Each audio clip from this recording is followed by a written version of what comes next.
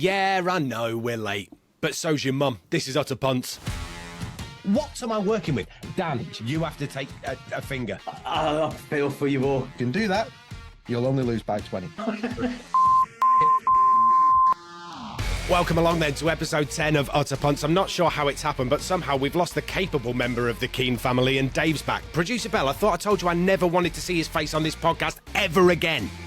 It's incredibly boring. How is that boring? Carry on. Shut up, you. If anybody mentions Taylor Swift, it's a straight red card and a 2-pod ban. We got everything right last week. Yeah, cruised it last week. Pretty sure I only got one wrong. Professional, one wrong. Unbelievable. I tell you what, it's Harry.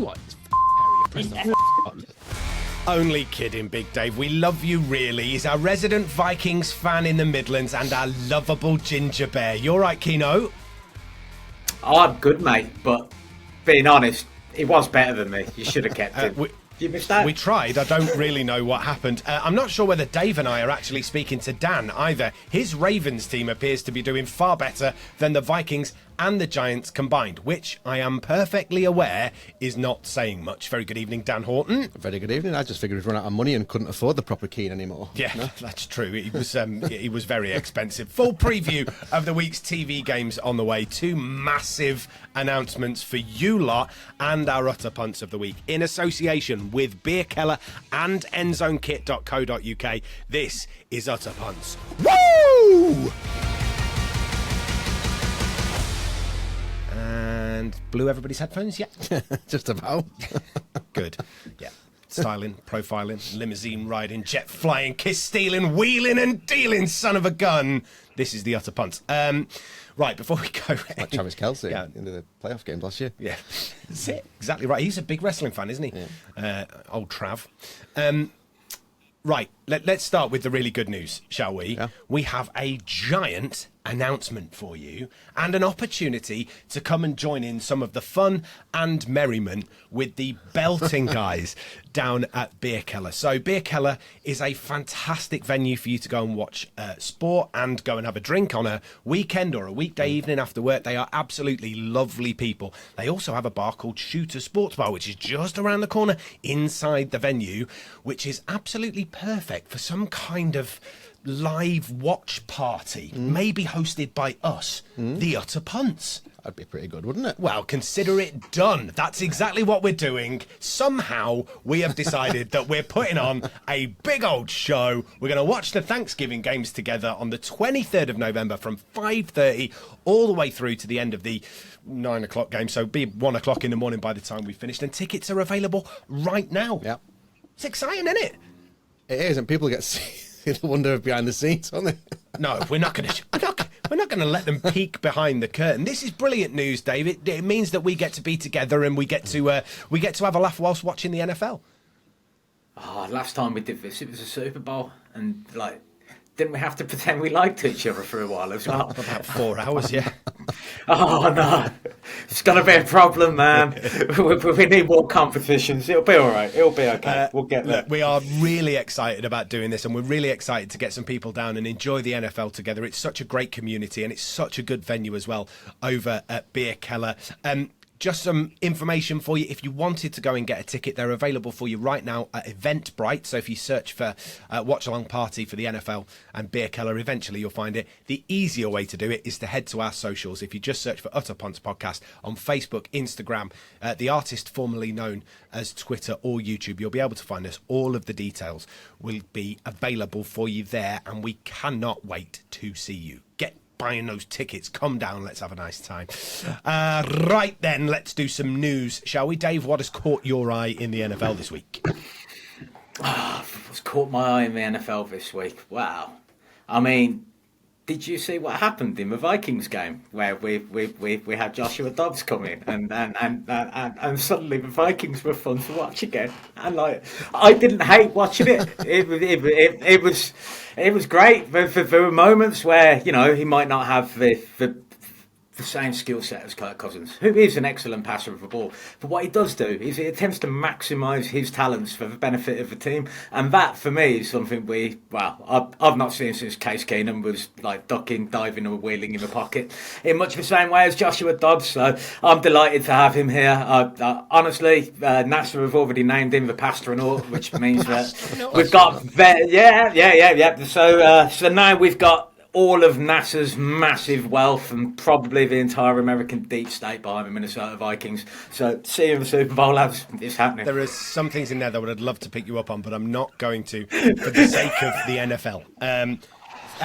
It sounds like that's a Vikings fan that's actually enjoying watching his team again. He's not the only one. Like they have been a dire watch, and you haven't really rooted for them, but you do it. What was the emotions that you went through watching that? Because I mean, Ollie was on last week, and he said he didn't want to see Josh Dobbs because he wanted the rookie to get a start, and the rookie looked good in his first start, and then he got knocked out on the goal line, and you think, oh, here we go. How much luck can this team have this year? And then Joshua Dobbs comes in, and we had said, he picked up the playbook in Tennessee really quickly, he picked up the playbook in Arizona really quickly, so he had half a chance. But the funny thing about it was he only moved into his new house in Arizona on Monday.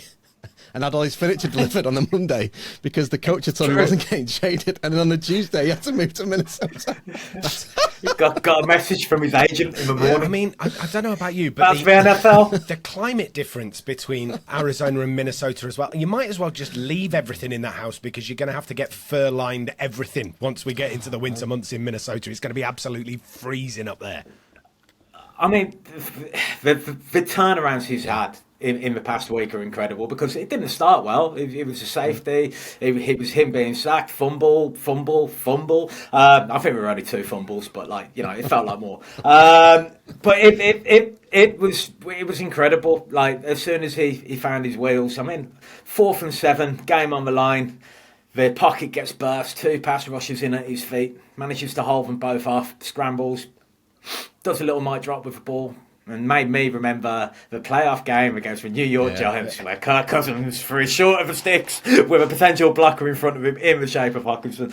So, I mean, look, there's no comparison in terms of skill set. Kirk Cousins is a far better thrower of the ball, but the job that Kevin O'Connell did, basically getting the play called in the huddle via Josh Dobbs, via the headset, and then afterwards translating the play calls he just had Josh Dobbs give to the team into understandable language for Dobbs so he knew what he'd just called.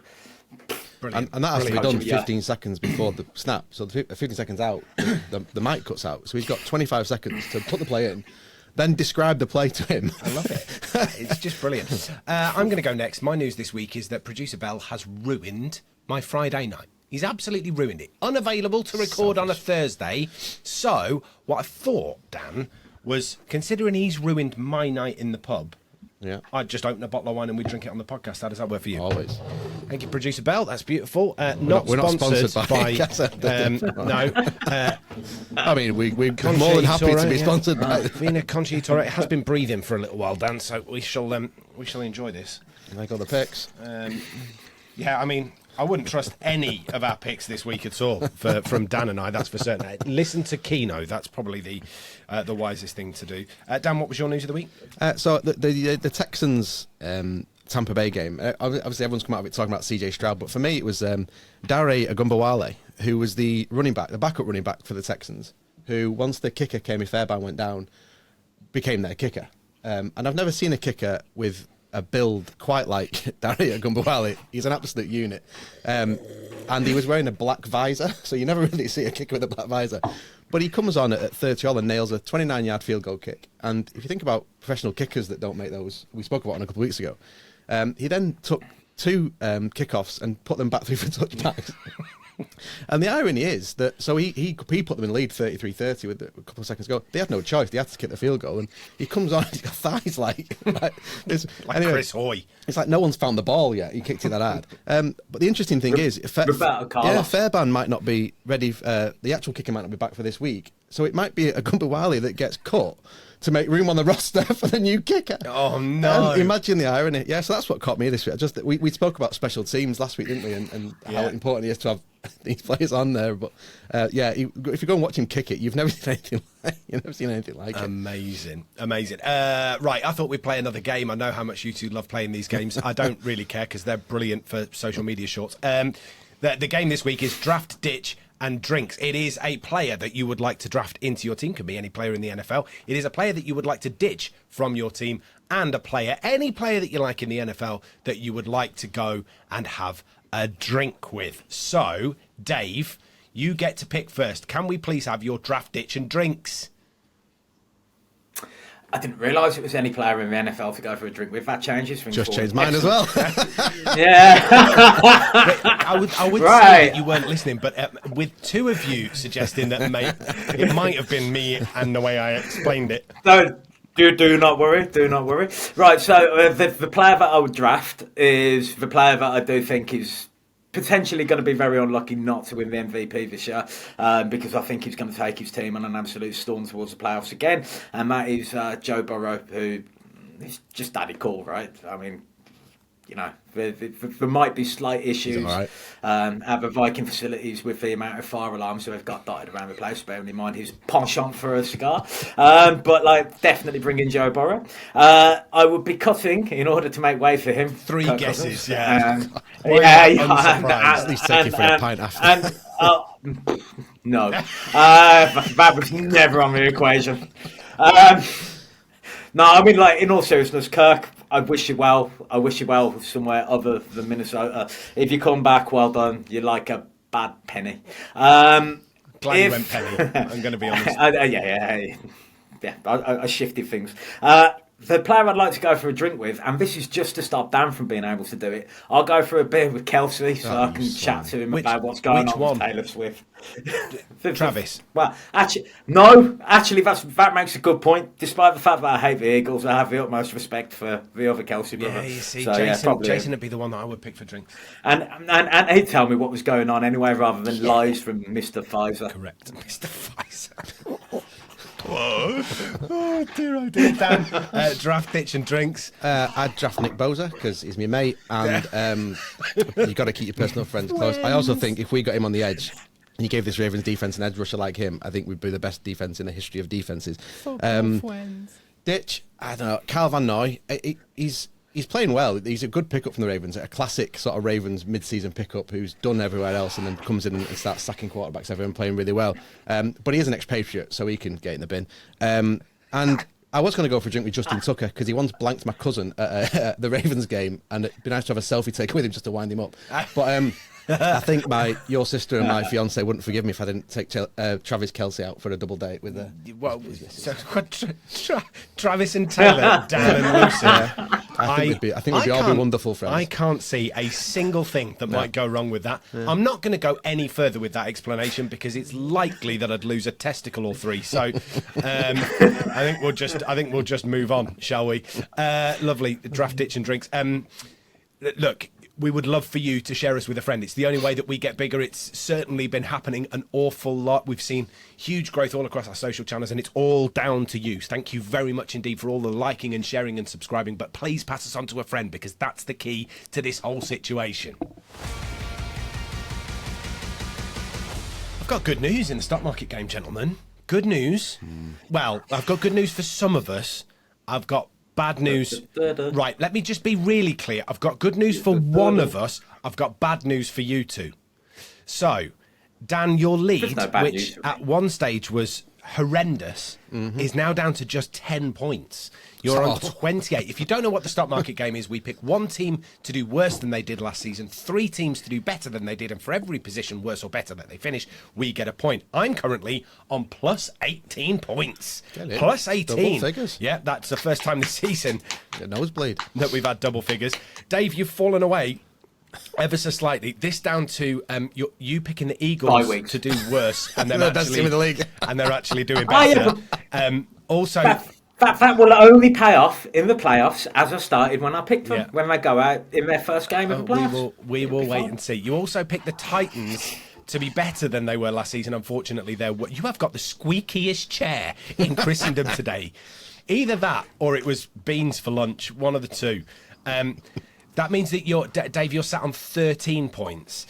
And Dan, unfortunately, because of poorly performing Falcons, really, considering how high up the league they were, it means that you've fallen back to 28 points, which means that you can now throw 15-point blanket over the three of us, which we haven't been able to do since week 1 of the season. Challenge for me was this week, the Vikings played the Falcons. The Falcons should have won. Josh Dobbs had a miracle at the end, otherwise it would have been a double win either way. So. Yeah. Long season, we'll see. Keep it interesting, I suppose. Brings us neatly on. We'll talk more about the stock market as we go through the season. It's always just a nice little segue into the next thing that we're going to do. And the next thing that we're going to do is tell you about another brand new partnership that we've got here on Utter Punts. Now, before we tell you exactly what it is, I just want to point out that we only ever make these connections with people that we know or trust, people that offer value, and people that do something for you lot. And that's exactly what we've got here. We're delighted to announce for our UK audience, unfortunately, if you're listening in North America, this one's not for you at the moment. We will wait and see where that app goes in the future. But right now, UK audience only. It's called Fantasy Game Day. It's an app, and it is, what they're doing with it is absolutely incredible. I'm going to let Dan and Dave tell you a little bit more. Dan? Yeah, so if you're playing fantasy football, you sort of know the rules. But instead of having a team for the whole season, Fantasy Game Day do an entry every week. So you would enter a competition every week. You submit a different team every week. You pay an entry fee, and you'll see how your team gets on. So you can pick a different team every week and have different players every week, which makes it just a bit more interesting. If your fantasy team, as one of mine is absolutely garbage, this gives you just a bit of interesting fantasy football for the rest of the year. So it's good fun, really good fun. And we thought that the best way for us to sort of push this for you was to come up with a couple of picks that you might be able to use in the fantasy team that you enter. So we're going to start with picking a player each, Dan and Dave, about exactly who that would be. Dave, who's your player of the week that you would suggest people chose for the Fantasy Game Day app? You see, I've gambled a little bit. I've gone with someone purely based on instinct. Okay. Kirk Cousins is coming. No. In all honesty, what I've done is looked at the Titans and what they need to do and previous seasons. So in previous seasons, Derrick Henry has always underperformed in the first half of the season. He's very much a second half of the season player. It's got to a point now where they've got a rookie quarterback in who has shown a great deal of promise, and has shown the ability to throw the ball down the field with some pressure. That should, in theory, a lot like when Tannehill first started getting the action going off the play actions, open up a little bit more of the box for Derrick Henry and result in some better performances down the stretch. Plus, as defences get injured and time wears on, he tends to perform better against teams anyway. So I've gone with Derrick Henry as my captain, which for the price I got him at, I think he's fairly decent value. Good work. So captains score double points. That's the one thing that's different about Fantasy Game Days. You pick a captain who scores double points every week. I've looked at Taysom Hill. So quarterbacks, as in fantasy, quarterbacks tend to be the most expensive.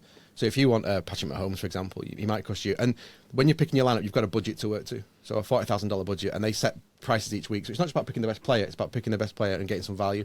So I'm going to give you Taysom Hill because he's $2,000 cheaper than any other quarterback, and he doesn't play quarterback. He comes in from time to time, but he's scoring. He's playing as quarterback. He's playing as a tight end. He's playing as a running back. So you're getting lots of. I think he scored 6 touchdowns in the last 4 games, and he's the only. I think he's the first player in about 50 years to have 10 receiving touchdowns, 10 passing touchdowns, 10 rushing touchdowns. So he's an absolute gadget. And if you can slip him at quarterback, actually, he's gonna score points where the quarterback will score points. He's gonna throw in the red zone. He's gonna run in the red zone. So he would be a tip for me just to sneak in as a bit of a cheap to give you power elsewhere. Amazing. Just one last thing to tell you about the Fantasy Game Day app, and that is to use the promo code PUNTS, P-U-N-T-S, and it means that when you register, deposit and enter your first team, you will be rewarded for doing so with another entry, which is absolutely fantastic news all round. So once you sign up, go into the Fantasy Game Day app, sign up in the app, either iPhone or Android, use the code PUNTS. It's all the way at the bottom. When you go and sign up, it says promo code PUNTS. Once you've deposited your £7.50 and inserted your team for that game week, you will then get another entry on the Fantasy Game Day app from us. Thank you very much indeed. Absolutely brilliant. So, that's it. If you want any more information, links will be down in the description on YouTube. And if you're listening to this podcast from iTunes or Spotify, it will be in the description of that as well. Just one last final thing, and that's always gamble responsibly. If you feel like you might need some help, please head to begambleaware.org or any of the links that we've posted in any of the descriptions. On to the previews. There's some good games this week and there's some shit games this week, ladies and gentlemen. We are starting with a pants one. Indianapolis Colts at New England Patriots. This one stinks worse than my backside after Mexican lasagna. That's today, by the way, is what I had for my lunch, and good luck, Dan. Yeah. This one, Sunday, 2:30 in Frankfurt. Jeremy Keno's wondering what on earth is going on. Mexican lasagna's not right, mate. That's fusion cooking, but doesn't sound like it should work. Let me tell you, you basically make a chili, okay? Layer of chili. Don't use lasagna sheets. You actually use tortillas. Layer of chili, layer of tortillas, cheese on the top. Absolute worldy, let me tell you. Also, you know, could power the Hindenburg. Next week on Cooking with Liam. Yeah, good. If you'd like the recipe, please just get in touch. Send us a direct message. Link in the bio. Yeah, if you could send it to our Instagram just to annoy Dan, that'd be absolutely brilliant. Look, this one in Frankfurt, Germany, it does smell, doesn't it? 4 and 5 against 2 and 7. I'm not sure it's not a fun game, Dave. I mean, look, that stadium that they're playing the games in Germany looks spectacular. Yeah. Like, I mean, have you been there for commentary? No, not that one. It really does look fantastic. But yeah, the two teams themselves, not the greatest. Having said that, I do think that the Colts with Gardner Minshew have probably got a better quarterback than the Patriots in Mac Jones, which I wouldn't have thought I'd be saying 2 years ago when Jones looked fairly decent as a rookie. The damage that franchise has done to that poor individual, even nearly cutting him for having sought help to actually get some QB coaching last year. I mean, I don't know, they've just ruined him, and I think it's a crying shame, because Matt Jones was a guy who, when he came out of college, I thought had some ability but seemed like a natural leader, and I just don't think he's allowed to lead, and he just seems to have regressed. Whilst the Colts, Gardner Minshew does what he does. Realistically, it's their running attack which is going to be the big threat. I think that Belichick can potentially stifle that, so I'm not expecting it to be a particularly high-scoring game, but I am expecting the Patriots to eventually erode a little bit under the onslaught from the Colts. Patriots offense under 21 points in 8 of 9 games, 15 points per game. That's the second worst in the NFL. They're just pants. Well, they're the worst team in the AFC by 2 games. That's how bad they are. Yeah. And you know, they'd be. I was thinking today they'd have been a selling club at the trade deadline. But who would they have traded away? I'm not sure. None of them have any value. And Dave's right, but the days of the Belichick defense being able to take people away is gone. They haven't got the talent on that line of the ball, on that side of the ball, or in any side of the ball anymore to do that. I don't think. I certainly don't think they've got it to stop Jonathan Taylor, who, having had a couple of weeks to ease back in at the end of last week's game, started to look really much like Jonathan Taylor. So he's the best feature of this game, that and the Colts front, which is a good run defense, and all the Patriots can do is run the ball. So for me, it's absolutely, I think it's been really low scoring, but I can only see the Colts winning, because I think the Patriots are just awful. We this week have kept on Ollie in a different form. He's been absolutely excellent after his appearance last week. And he's pulled together a load of stats for me for this week, and thank you very much for that, because it's saved me a load of time. And the interesting one here, the AFC Defensive Player of the Week, Kenny Moore, 2 pick sixes and 8 tackles. First player in Colts history to get 2 pick sixes in one game. This is stacking up against the Patriots, isn't it? Yeah, I mean, this used to be Peyton Manning versus Tom Brady. I mean, this is a historic matchup. Oh, it did. I mean, it's not, but we're not that many years from it, since it. And Andrew Luck and Tom Brady and some great games. And last week, Germany had Tua Tagovailoa versus Patrick Mahomes. This week, they've got Gardner Minshew and Matt Jones. I mean, we get good games and bad games. This is their punishment. What, for the good one last week? Yeah. I'm pretty sure that cornerback has actually had 3 pick sixes this season. Wow. And he's on for a record. I don't think there's been any more than 3 in a single season, so he's currently equalled it.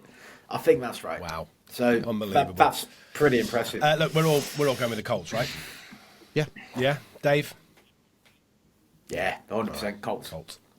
Let's move on to something a little bit more interesting, and that's the 49ers at the Jags. Sunday, 6 o'clock game at Everbank.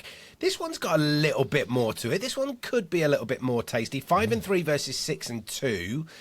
Potentially the return of Debo, and that would make a big difference to that Niners team, wouldn't it? It would if Trent Williams was back, but I think he's missed practice again today, the left tackle, and the last games he's not played. They haven't run the ball well, and they haven't protected Brock Purdy at all. So there's a lot of sort of pressure coming on Brock Purdy. You know, are we looking at changing him? They haven't rushed for over 50 yards in 4 games. Yep. They haven't, and he got 13 pressures last week, which was more than he'd had in the first 4 games of the season. They've not worked George Kittle either. He's going at 4 receptions a game, 55 yards a game, something like that. Only 3 touchdowns this season. It's just nowhere near the output that we've seen from him in previous season. He's blocking because the line needs help. You know, in that's part of a Titans job, but you lose him as an offensive weapon when you do that. And they've really struggled to put it together. They have had the bye week, so you're hoping that Shanahan's maybe sort of managed to put a plan together. But this Jaguars team is really good against the run as well. And this 49ers team doesn't run the ball well. I don't really know. That's where it starts with them. They run the ball well, they create the space, and then they exploit it. If they're not running the ball well, it puts a lot of pressure on them. And without the best pass protector, it makes it really difficult. Again, and this Jaguars defense is starting to look really, really good, and it might be one of those that stays good for quite some time. Dave, what have you got on this one? So, Brock Purdy, I was having a chat with a friend of mine, and they pointed out that during the Browns game, Purdy basically got sacked multiple times and landed on his head multiple times.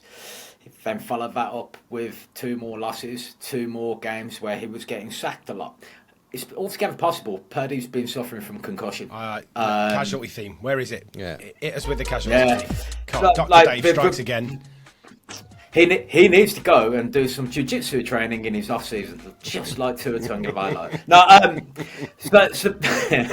But in all seriousness, when a quarterback is banged up and they are suffering from concussion, it can lead to worse decisions. We've seen that in Purdy. If he has been concussed, then I don't think they've done him any favours keeping him in there, and he must have been passing concussion protocol. But as we know, that is inexact science. So I think a lot of what happens this Sunday will depend on what happens early in the game to Purdy. He will get sacked, probably by the real Josh Allen. And when that happens, we'll see how he reacts to it. I think the bye week might have done him some good, particularly if it was only mild symptoms. But I do think that there is a reason why they've been less productive on offense, why Purdy has potentially fallen off a little bit of a cliff, because he has been much more turnover play prone. And we'll see whether or not. But he's basically back to his best after the bye. A couple of key matchups to keep an eye out for this. Just one stat, that Jags O-line, 23 points or more in 5 out of 8 games this season, going at 24.1 points per game. That's 10th best in the NFL, and they're backing it up with some pretty decent defensive work as well. Cam Robinson versus Chase Young, keep an eye on that one, and Anton Harrison versus Nick Bosa could be an absolute belter as well. Well, yeah, and he's a backup right tackle, I think. So you've got Nick Bosa going against him. Nick Bosa's actually, whilst he had the bye week, stayed in San Francisco and worked with Chase Young. They were teammates at Ohio State, so they know each other. Yeah. And so he stayed and acclimatised into the game plan, which is a pretty stellar thing to do for somebody. So I expect them to be. Can I ask how you know this? We just chat now and again. It's all love, baby. I did see that report. Let's not claim too much. but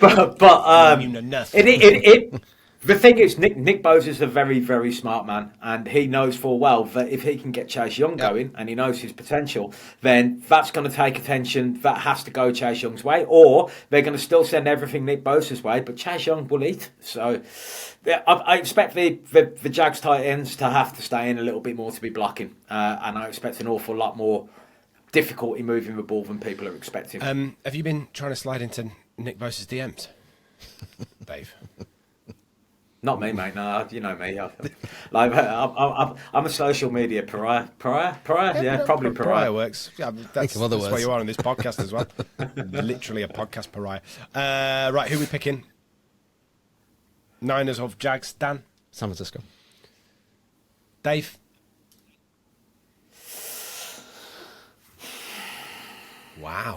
I'm gonna go with the Jags. He's gone with the Jags. This is a great game, by the way. Yeah, I'm really looking forward to this. This is the 6:00 game on Sunday. Hopefully, I'll have finished work by that point. We will wait and see. I'm gonna go. I'm gonna gamble on the concussion. Okay, I'm gonna go Niners. Don't make me play the casualty theme again. I'm gonna go Niners, but it's almost too tight to call. I'd probably take Jags with a point, but nah. Jags are favourites. Are they? They're at home. Definitely take Niners with the points then. Right, moving swiftly on. Detroit Lions versus the French debt collectors, the Le Chargers. This is the 9:05 game. That's an internal Utter Punts WhatsApp group in-joke that really didn't work on the podcast. I'm really sorry. I take it back. The Los Angeles Chargers at home against the Detroit. I think it did work, mate. You're going to have to give me a minute. It, Yeah, you did. just let me go. It's what I sound like. We've done Dave in. You're on there, Dave. Yeah, if it was my joke, mate, won't it? I would laugh at look, I tried to deliver it as well as I could. Look, I thought it had fallen better than I flat, could but have. all of a sudden I've realised that maybe Beautiful. we are calling them the French debt collectors from this point onwards. SoFi Stadium, the venue for this one. The Lions 6-2, Chargers 4-4, and I think the Lions are going to have David Montgomery back as well. And I think it spells problems for the cheese-eating surrender monkeys. Well, the Lions have had been messing around with their O-line all season. We've said it's one of the best O-lines in the game. It hasn't played as a front five. They've been moving people around, but this is their best line now. They're all ready to go. The Chargers have done well, and they've got themselves back into contention, like we said they would, because they beat the Bears and they beat the Jets. So well done. There's your badge. Now go and play a proper team. So the Lions coming in are a proper team. They're the second seed currently in the NFC. And they're justified that because they're good on both sides of the ball, and their line is just so much better. And their defensive line, I think, will have a really good day against the Chargers' offensive line. Corey Linsley's out; they've got a few injuries there. Chargers aren't running the ball well, and they've lost all their firepower. So the X factors they had, Mike Williams, Josh Palmer, they're not fit. They're out for the season. Yeah. It's all on Keenan Allen. Keenan Allen's never really been a burner. He's a good possession receiver, but he's not much more than that. Eckler doesn't look... Eckler looks like a 30-year-old running back who's coming back from injury. And without the line playing well, the Chargers are susceptible. Their defensive line has played well, but against the Jets' offensive line, we could get to Zach Wilson, I think. Yeah. So how good are they? I don't know. I just think this is Lions by a long way. Right, I've given Dave enough time to compose himself. I normally would have come to you first there, mate, but you were too busy giggling away in the corner. So I've come to you second. What do you make of this game? Well, so the way I'm choosing to look at this, because I think Dan's analysis there was absolutely spot on. I'm going to look at it solely through the lens of I'm going to look at it through the lens of NASA are going to pay for the Lions to lose, because Josh Dobbs is going to be MVP. So I'm basically going to say that the debt collectors are going to win this game. Through hook or by crook, I reckon Eckler might well have some runs where there's holes that aren't called, that kind of thing going on. Keep an eye out for that. We'll start to generate a little bit of momentum behind this conspiracy theory and make it manifest. Aaron Rodgers, I've learned a thing or two. Can Producer Bell you source us 3 tinfoil hats, please, for the next episode of Utter Punts, so that whenever he goes down this circuitous route, we can all just install the tinfoil hats to be protected from the radiation coming from Dave. Are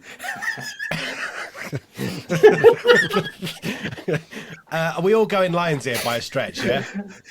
No, I'm going Chargers by NASA. Wow, I'm definitely going Lions just to make sure that I keep our pick rate going and we're not scuppered by...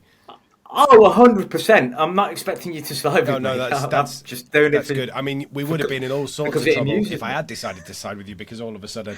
Don't do that. One interesting thing about this game is that these two coaches were hired at the same time. So Brandon Staley was a hotshot defensive mastermind from the Rams who came in.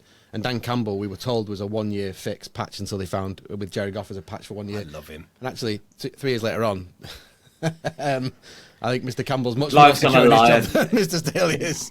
He's awesome, MCDC is my second favourite coach in the league, and he's only my second favourite coach in the league because Mike McDaniel, and who is he's just different. He's built different. Some of the stuff that I've seen and press conferences in the last couple of weeks has just been absolutely genius from him. Look, good luck MCDC and the Lions against the French debt collectors. Right, okay. Before we move on and do Coaching Corner, which is a continuation from Coaching Corner of last week, we also have something else to share with you, and that is our long-time partner, endzonekit.co.uk. They are wonderful, wonderful people, and here's how you can find out more. Utter Punts is proudly sponsored by one of the best kit suppliers out there, Endzone Kit. Endzone is a transatlantic company whose mission is to make finding kit a little bit easier and a little bit more affordable so you can represent your favourite American sports teams. Whether you're looking for NFL, college football, baseball, hockey or basketball memorabilia, Endzone's got you covered. With sizes from newborn up to 3XL, anyone can find something at endzonekit.co.uk. And one of the things that we love is that they have a whole range of retro and pre-loved gear so you can rock your vintage style while supporting your team. So why not head to endzonekit.co.uk and find yourself a bargain. And because you listen to Utter Punts, you can have a 15% discount at checkout when you use the code PUNTS. endzonekit.co.uk, the place to go for your American sports kit. We absolutely love the guys at endzonekit.co.uk. In fact, we're in the process of sort of thinking about a redesign of the studio here, and I guarantee you we'll be getting most of the memorabilia that we need from the guys at Endzone Kit. They're absolutely brilliant. I know that you've been buying plenty from there using code PUNTS this week, Dave, haven't you?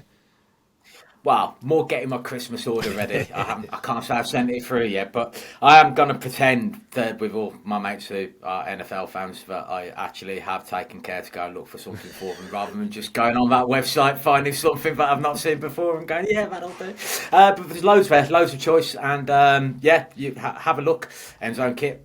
Really, really good people. Yeah, just to second that, as a Ravens fan, they're not a massive franchise in the UK, so you don't get much Ravens stuff and the bigger ones, and some of the stuff that they have on that site is just fantastic. It's stuff you've never seen before, different badges and things on it. It's absolutely cool, so definitely recommend it. Car stickers, stuff for your baby, stuff for your granny, literally everything in there. Use code PUNTS at checkout for an extra 15% off. They're absolutely belted. Right, let's move on to Coaching Corner, shall we? Last week, Stephen Bell got in touch and he wanted the rankings and the seedings explained because he didn't get them completely. Now, we sort of got to the rankings bit of that, but we fell short of managing to complete our quota of the seedings. So that's what we're going to go through today. Yeah. Seedings is tough because if you watch a lot of normal sport, it's goal difference, right? It's points for, points against. The NFL, that's right down the list on the tiebreaker. So just looking at the current standings, so Kansas City number 1, Baltimore 2, and they're both on a 7-2 record. So why are Kansas City ahead of Baltimore? Not because of points, because the Ravens have got a 65 better point differential. It's because the Chiefs have won more games in the AFC than the Ravens have. They've got a better record in the AFC conference than the Ravens, so they go ahead. Because there's no head-to-head between the two teams, they haven't played each other. They won't play each other this year until the AFC Championship game, hopefully. They go ahead because they've got a better record in the AFC than the Ravens have. Okay. You've got 3 then teams. You've got Miami, Jags at 6-2, Miami at 6-3, and then Pittsburgh, Cleveland, and Cincinnati are the last 3. They're wildcard teams, so the seedings are worked out. There's 7 seeds go through into the playoffs. So the top 7 in the AFC, top 7 in the NFC. The first 4 ranked are the the conference winners. So it doesn't matter what your record is. If you win your conference, you're in the playoffs either as 1, 2, 3, or 4. Yep. And then the 3 wildcard teams are the teams with the next best record. Okay. Yep. So at the moment, all 4 teams in the AFC North are in the playoffs. And the reason the Pittsburgh are ahead of Cincinnati, so Pittsburgh are seeded 5th, Cincinnati seeded 7th, is because, again, better record in the AFC. It flips over in the NFC. So the reason the Bills are in trouble is because they're a game back. Even though they've won the same amount of games, they're a game back, but they've lost 3 games in conference, in division. So they've lost to the Patriots and they've lost in division, which is really bad news for them. So if you want to lose games, lose them against teams not in your conference. That helps you. The NFC is different, and it's slightly different because Philadelphia are clear, and they're all broken out. So the question would be, why are Dallas at a 5-3 record, a 6 seed, and New Orleans a 4 seed with a worse record? It's because New Orleans are top of the NFC South, and Dallas are second in the NFC West, in the NFC East. So even though the Saints are a much worse team than Dallas, they'll go in the playoffs, but Dallas would have to play at New Orleans because New Orleans are the champions of the South, and Dallas are only the runners-up in the East. I have a question. Yep. How long has it taken you to get all of this straightened out and sorted today? To give you examples, it's difficult. I've also written down the 12 tiebreaker rules, which end with a coin toss. Well, it ends with a what? Have another. There's too much blood in your alcohol system. It goes head to head. Best record division, best record against common games. So we talked last week about schedule. Who you played does matter, but it's who you've played versus who you've played, and we compare records. And it goes all the way down to most net touchdowns, and then finally, if they're still the same, it's a coin toss to decide who goes in. Stephen Bell asked this question on Coaching Corner because he needed some clarity. Yeah. I hope you've got it, Stephen, because I fucking haven't. Dave, Sorry. anything that you want to add to this? No. It's not your fault. You've explained it brilliantly. It's just the NFL have decided that you need a degree to try and figure out the permutations. Anything to add to this, Dave? Just for Stephen Bell, really. Sometimes in life you've got to be careful what you ask. And thanks very much. See you on Thanksgiving, Stephen. Oh, brilliant. If you've got a question that you would like the guys to sort around Coaching Corner, then give us a shout. Just drop us a YouTube message is what Stephen sent. Just left a comment underneath one of the videos. But if you want to get in touch on any of the social platforms, just drop us a direct message. Would be lovely to have you. Right, on to the second part of the previews. Dave's nearly finished me off with that little line at the end of that. Let's look at Jets versus Raiders at the wine. Allegiant Stadium. Do you need more wine? Some more wine. It'll be fine. Sunday Night Football, 1:20 in the morning, overnight Sunday into Monday at Allegiant Stadium. The Raiders are rubbish. The Jets are struggling. It's 4-4 versus 4-5. Dave, what do you reckon to this one? I've got to go with the psychology of an incredibly bad coach being removed and a coach who's come in with the goodwill of the players, getting a massive bounce in the last game. I think that's going to carry on here, particularly if the Jets don't deviate away from Zach Wilson. It's a crying shame, but I just don't think he's got it, even with his dad on the sideline coaching him through games at the moment. Aaron Rodgers has been doing his very best, hasn't he? But it's just... I mean, I wish he did have it, but there was a massive regression in the last game. He started panicking again, and it does look like if the Jets want to actually start to compete in their division, they're going to have to do something. Is it Trevor Siemian who's the back? Yeah, so that's the problem, isn't it? Where'd you turn? Are the Jets a bit guilty, Dave, of thinking that Aaron Rodgers would fix everything? Well, I think he might. to be honest with you, well, not everything, because he's not exactly the most mobile of quarterbacks. But what he would definitely do is turn them from an uncompetitive team into a competitive team that's driven. There's certain little signs you can see that things aren't going right there. For example, Randall Cobb, who sets the standard in terms of the knowledge and the route running for those wide receivers. I think he was a healthy scratch in the last game. I think that might well have been disruptive. I don't know. It just seems like it's unwinding a little bit for me with the Jets at the moment. And I just think with the Raiders, what's the name of the new coach? Antonio Pierce. Yes. Have you seen his after-game speech? It was great. You can tell that the entire team were waiting for someone to actually lead. Was it as good? Was it as good as... Any Given Sunday? Was it as good as the Inches speech by Al Pacino at the end of Any Given Sunday? The answer to the question is no, Dave. You shouldn't even be thinking about it. It's the best speech ever given. But is it really overrated, Phil? Okay. No. This is one of those times, Dan, where I don't think we can just brush over the blasphemy that has just come out of his mouth. That is the best football movie ever made. No, Rudy's the best football. No, it's not. Draft Day by Mark. Draft Day's not the best football movie ever made. It's a good movie. I'm not taking it away from that. No. Any Given Sunday. It's the best football movie. Stated. No, Rudy. I mean, you look at it. There's bits in Forrest Any Gump. Given Sunday where it's like, Forrest Gump's the best football film. Look at his knuckles. That'll tell you whether or not he's coming for you or not. What do you think in like how many years of football prior to that? No one to work that out. It's just such a charlatan movie, that one. Al Pacino's worse. It's good to have him back, isn't it? Isn't it great to have him back? I'm like a fish. Anyway, the Jets. Yeah, I think. Get in. I actually quite like the film, Liam, but I just want to see your face. Are you seriously considering about genuinely replacing you on this podcast? I think producer Bell's with me, actually, looking at the desolation that you've put on his face. I think we're both done with you. Good. Ollie, mate, I've just upped your price. I know, we're getting cheap now. Family discount.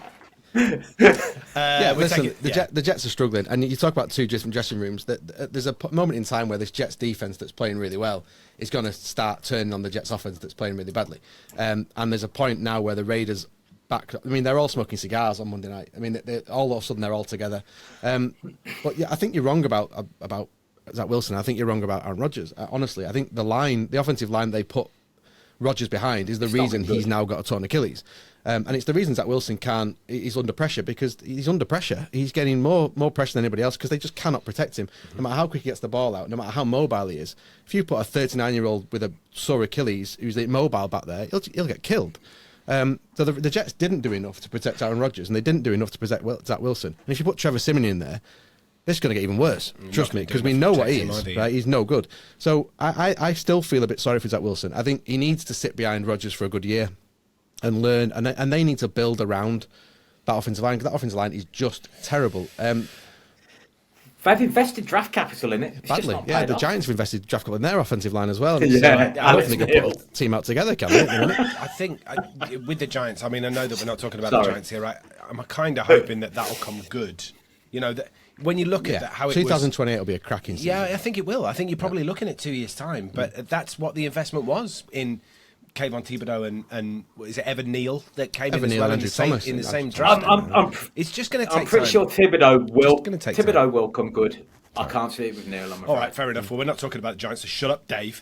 Right, we need to keep moving here. Jets or Raiders? Dan? I'm going the Jets. I like this defense a lot. They're the best unit in the game. Yeah, you like the Jets. Dave? New coach bounce, mate. Devontae Adams is probably the best wide receiver in the game. Called it damn week after week after week after week after week. So yeah, we'll go with that. I am going Raiders. You're probably right. Devontae Adams under 60 yards, 5 games in a row. Can't happen 6 games in a row. Just can't. And Max Crosby against this Jets line, yeah? Yeah. Good luck. We will see what happens. He's been magnificent lately, actually. Yeah, That's a great let's move on to the Tuesday, Monday Night Football. It's a Tuesday game at 1:15 in the morning.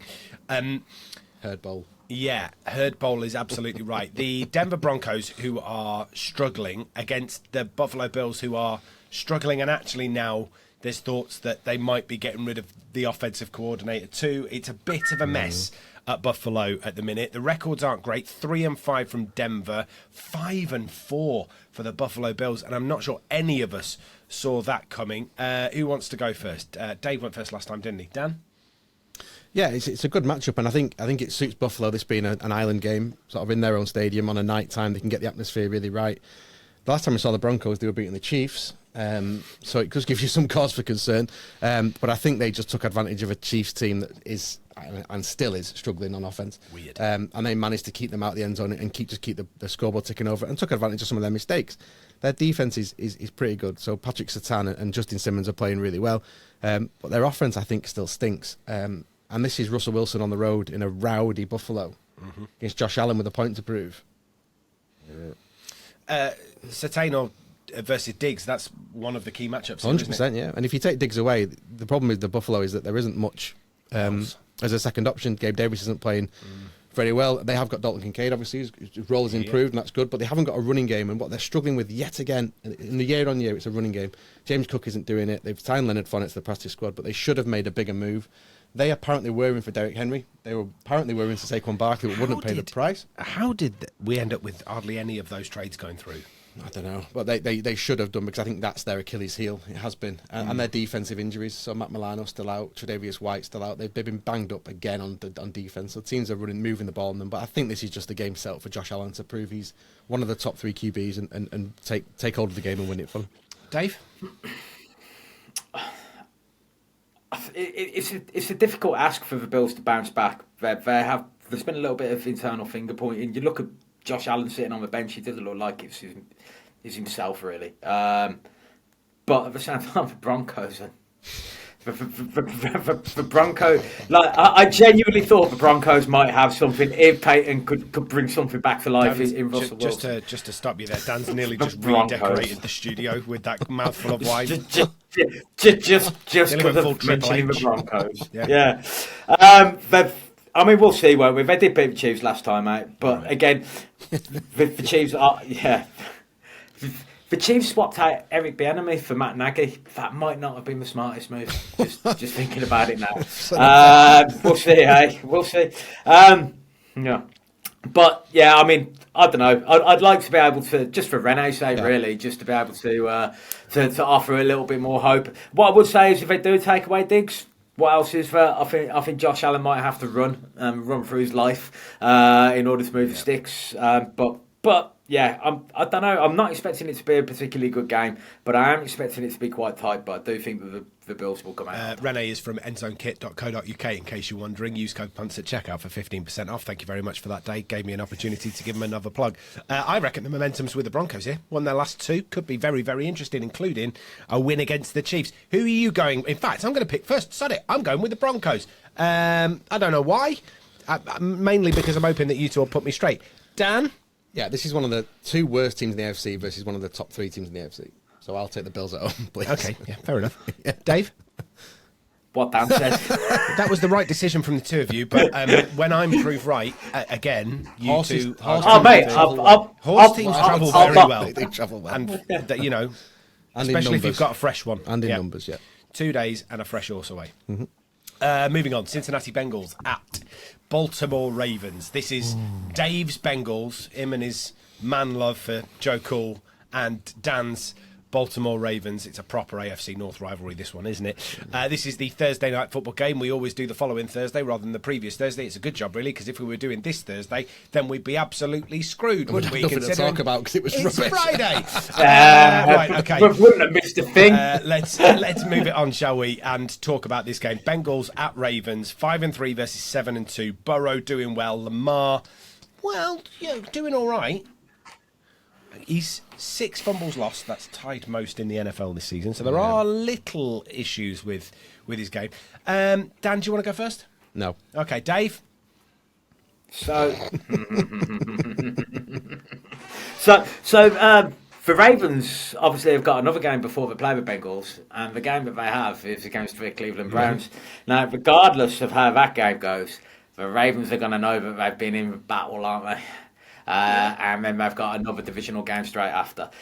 They did beat them both back to back. The only issue is, and the only issue is, the Browns can't stop your run game, which they really need to stop that run game. You've just been so good lately that I can't really see you losing. But at the same time, it's Joe Burrow, so he might find a way. I think that their defensive line is going to have to play out of their skins. I think they've got a couple of injuries in their pass rush as well.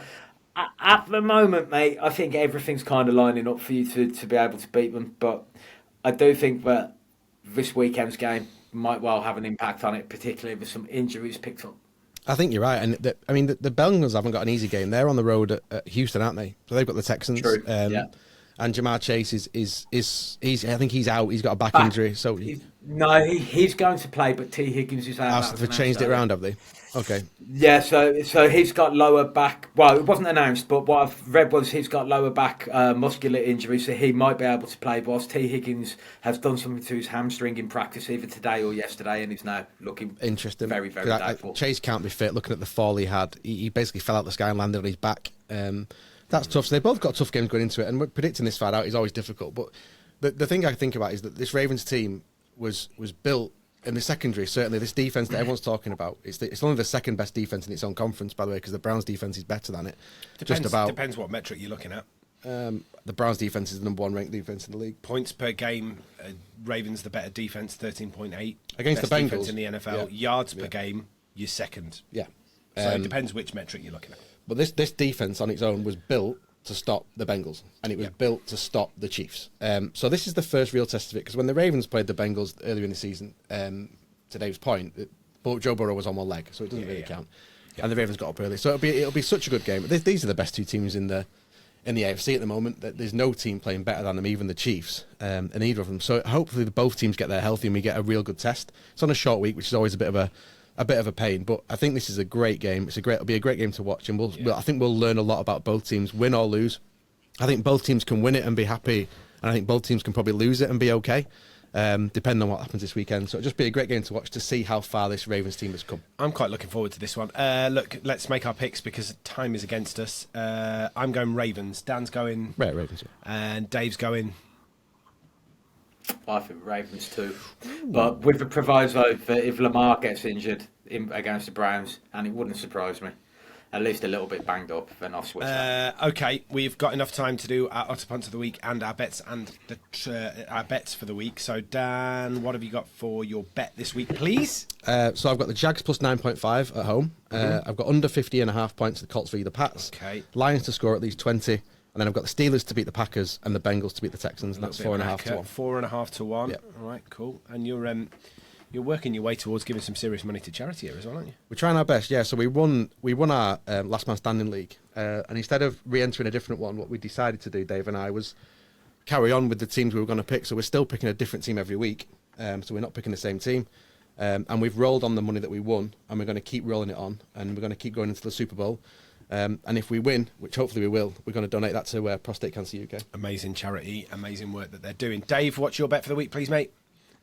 Well, first of all, I'd like to give Dan far more kudos when he's just given himself. He won that last man standing league. I went out first week with the Vikings, right? And I am in the second one, and we'll see how that goes. But yeah, the winnings just pick the Cowboys this week, Dave, for God's sake. We'll be going through.